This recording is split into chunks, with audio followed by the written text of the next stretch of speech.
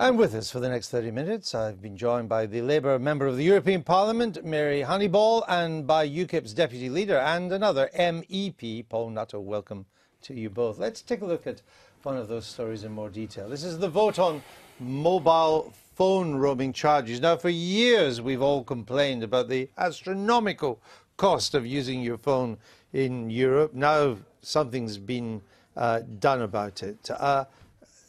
This must be welcomed. Very much so.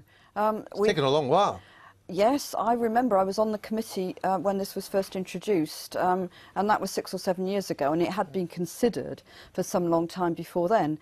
And we finally got it through. Roaming charges will be abolished altogether in 2017, so people will be able to go to the EU and they won't pay any additional charges. Oh, so that the cost of using it would be the same as using it here? Exactly, absolutely, and this has to be a good thing. What's not to like?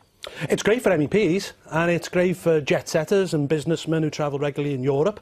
What about holidaymakers? Well, I'll tell you what, we've got no real guarantee from these companies that they won't push the cost onto the domestic user. In fact, 3 have said it, that they may well do it. The Roaming Coalition, which represents a group of mobile phone providers across Europe, have said they may do it. So we could end up in a situation where a pensioner in Hull on pay-as-you-go subsidises MEPs and business people, wealthy people who travel regularly across Europe. And I tell you what, the people who won't benefit from it, if it's pushed onto the domestic user, will be people who go to the Costa Blanca or the Algarve for a week, because what they'll save will just be offset against their domestic bill throughout the year. This is absolutely not true. In the report that we've just passed in the European Parliament, there is a mechanism whereby if roaming charges are increased by the providers, the national regulators can deal with it, can look at it and put it right. So this in fact, I would have thought UKIP would be pleased with this, because this pushes it back to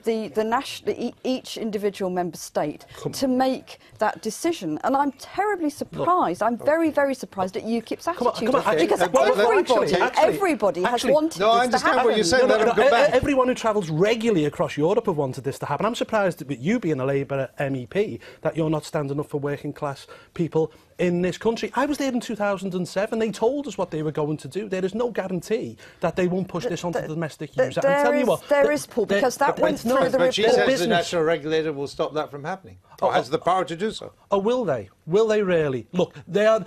The fact is that these are a hard-nosed business. Are you just unhappy because Europe's actually finally done something the consumer will like? It's not a community service. It's a hard-nosed business. These people are not going to lose money, and the only way they'll claw it back is by pushing it onto port. Yeah, but are you just happy? You're just angry. No. Because the European Union has actually done something that voters will understand and that they will benefit from. Quite the opposite. I'm angry because it could be pushed onto poor domestic people, and I'm standing up for working class people in this country. Well, we shall see. Let's keep an eye on it and see who's right. right. I think that's the thing to do, and I think UKIP has got this absolutely and totally wrong. Well, time will tell. Punishing your own voters.